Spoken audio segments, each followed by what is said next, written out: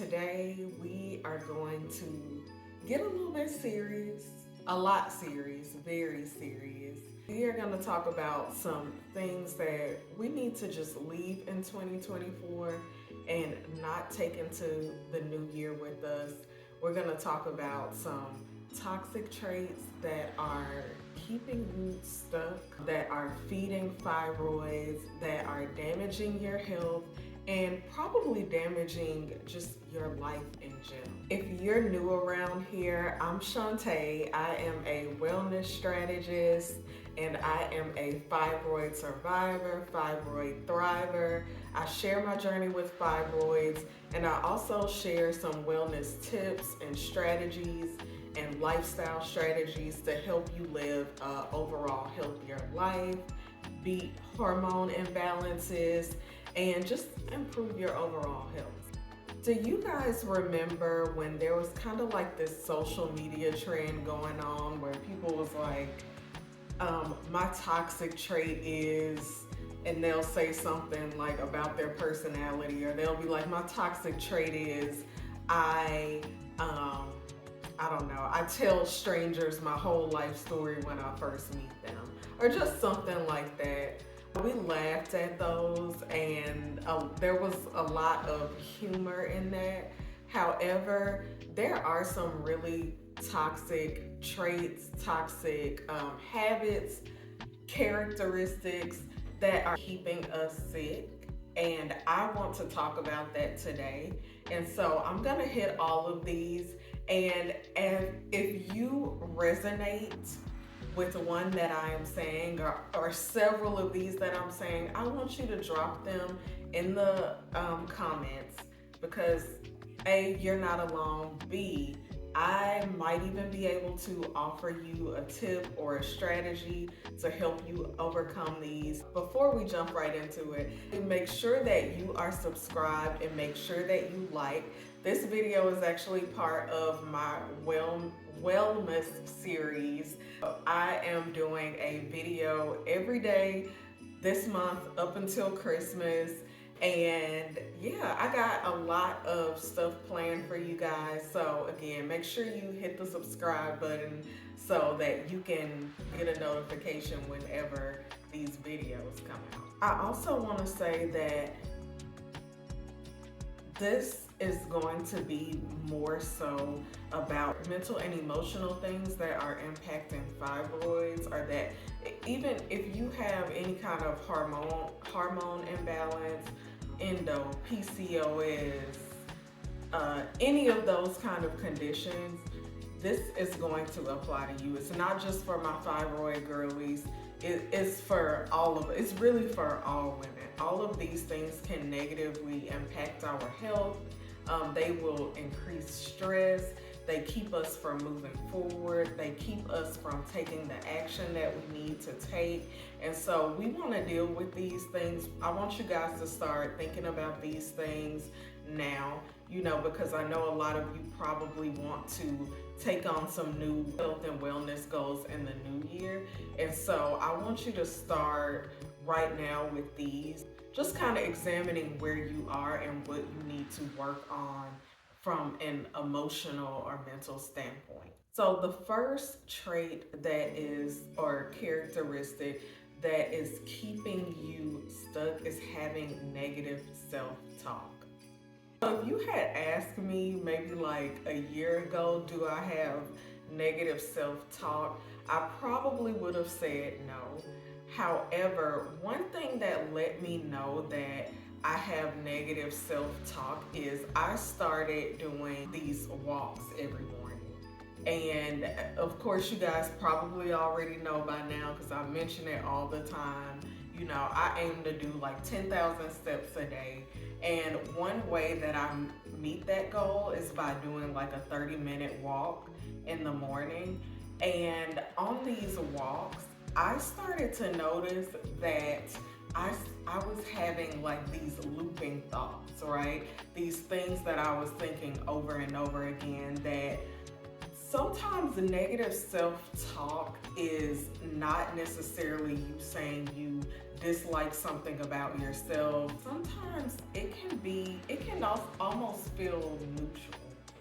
It doesn't have to always feel negative, but if you are having thoughts that loop over and over again in your brain that are not fruitful for you, I would consider that negative self-talk. And so these are things that we want to work through. And one strategy that I have for this is that first I notice. Before you try to change anything, you need to notice that you are doing it, and then I interrupt it. And the best way to interrupt it is by saying something out loud. Now, I know this might make you feel, a little crazy sometimes, because what's going to end up happening is once you notice the negative thought, you will actually talk to yourself out loud while no one is around. But what I will do is interrupt that negative thought by saying a counter positive thought, by saying something that is opposite of that negative, or like I said, even if it is a neutral feeling thought, you don't necessarily feel like it's negative, but if it is unfruitful, like I will counter that by saying something that is opposing to that. I hope that makes sense. I hope I explained that well. If I didn't, I'm happy to do another video or even a short video explaining it a little bit better. So let me know in the comments.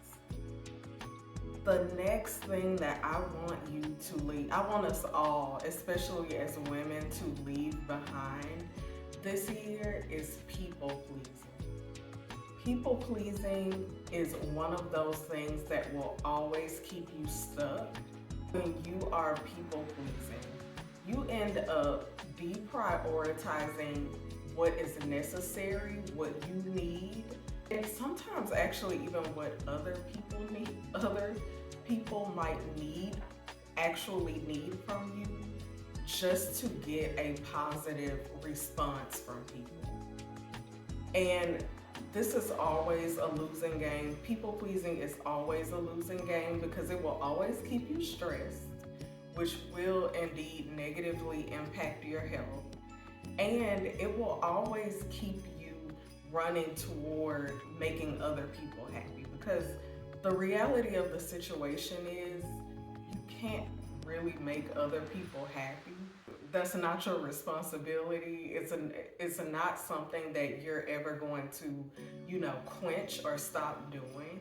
So I want you guys to really be more focused on that so that you can focus more on yourself and prioritizing your own health and your own emotional well-being. This next one it actually kind of ties into people pleasing, and people pleasing also comes from a lack of boundaries. If you have a lack of boundaries, you will often find yourself chronically stressed. Other signs of this can be that maybe you are overweight, you have other chronic health conditions. These are all physical ways that having a lack of boundaries can manifest itself. If you are tired all the time, if you are drained all the time, you probably need to reassess your boundaries. Some signs that you might have a lack of boundaries include that you have difficulty saying no to people. You feel bad when you say no. You feel bad when you can't do something, or you overcommit. You say yes to a lot of different things, even when you know that you cannot do it, even when you know that you cannot complete something, just to make the other person feel better. You might also see a lack of boundaries with yourself. Maybe it's that you know that you need a bedtime. You know that you need to be in the bed by 10 p.m., but you are scrolling your phone, until 12 a.m. That is a sign that you might have a lack of boundaries. If this is something that you're seeing that you're doing all the time. A lot of times this shows up in food. If you're overeating all the time, if you know in your mind that, hey, like I need to I don't need to eat 4 donuts today, but yet you continue to do it anyway, you might need to start reevaluating how a lack of boundaries is showing up in your life. Start paying more attention to that. Because one way that having a lack of boundaries can impact you in your health journey is that if you don't have a lack of boundaries, it is going to be really difficult for you to show up in a disciplined enough way to be able to move the needle forward when it comes to your wellness journey. Another thing that I see with people who are chronically stressed is a lot of times they actually have a lack of self-respect. Now, this one can be really difficult to spot because most people on the surface, if you ask them if they respect themselves, most people would actually say yes. I want to encourage you to really think about this and really think about whether or not you actually respect yourself, because to me, this one can be the most difficult to spot. One way that a lack of self-respect can show up for you is if you have trouble pursuing goals, you have trouble pursuing things that you want. It may be because you have not shown up for yourself consistently, and so now you actually don't even respect yourself. You don't even respect that you will show up. And sometimes it'll bleed out, find or feel that you are constantly being disrespected by other people. It might be because you might have a lack of boundaries, you might not be communicating well, and or you probably aren't showing up for yourself in a way that you respect yourself. And so, because when you respect yourself, it forces other people to respect you. Another thing that I want us to leave behind is having unclear priorities. Having unclear priorities will have us not going to our doctor's appointments. It will have us knowing that we are having, weird health symptoms and ignoring them. Literally get your priorities in order before this year is over with. And one thing that I like to do when my life starts feeling chaotic, it's usually because I have lost sight of my priorities. And so what I will do is write my priorities down, and usually I'll just keep them in a very visible place, or I will simply go back and look at them, because in order for you to know what you need to focus your time and attention and energy on, you need to be very clear about your priorities. This next one is super important for women, especially those of us with fibroids, and that is staying in unhealthy relationships. Whether that's friends, whether that's a significant other, whether it is, family, whoever. Dealing with unhealthy relationships can directly impact your womb. And there is a book called, what is the name of that book? It is called You Can Heal Your Life. I think that's the name of it. I'm gonna link it below. But that book talks more about the direct correlation between some of the hurts that we might have in certain relationships, particularly mother wounds. I think that's the one that goes into detail more so about mother wounds. Now's the time for you to reevaluate some of your relationships and figure out how you are going to change and how you are going to be different, so that you can change the course of those relationships. Because unhealthy relationships, again, they just add stress. They add more to our stress load, and that negatively impacts our health. The next habit that is negatively impacting our health is procrastination.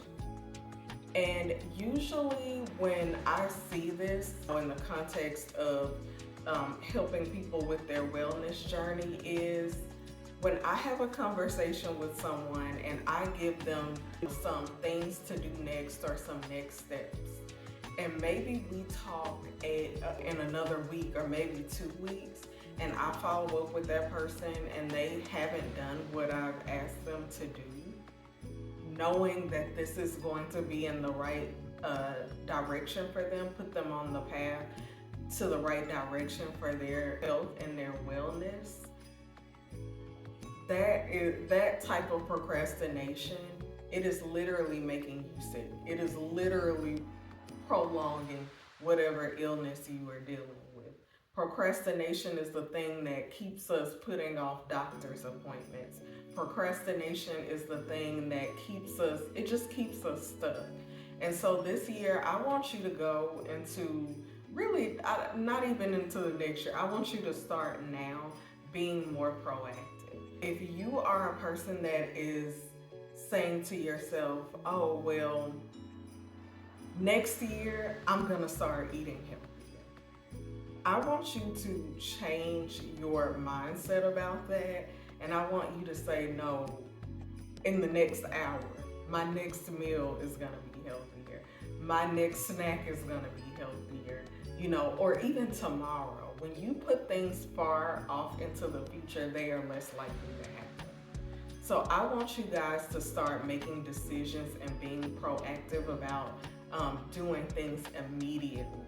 And that is going to help you start having more respect for yourself, start showing up better for yourself, and even help you with having those boundaries with yourself, because now you're going to start setting new boundaries for yourself immediately and following through on them. So let me know in the comments if any of these, have you feeling stuck.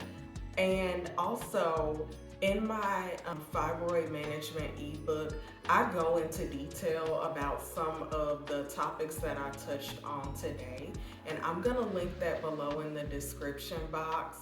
So I highly recommend that you read that book. Even if you don't have fibroids, it is still a good guide for just improving your overall lifestyle. Thank you guys so much for watching, and make sure you're subscribed so you know when the next video is up.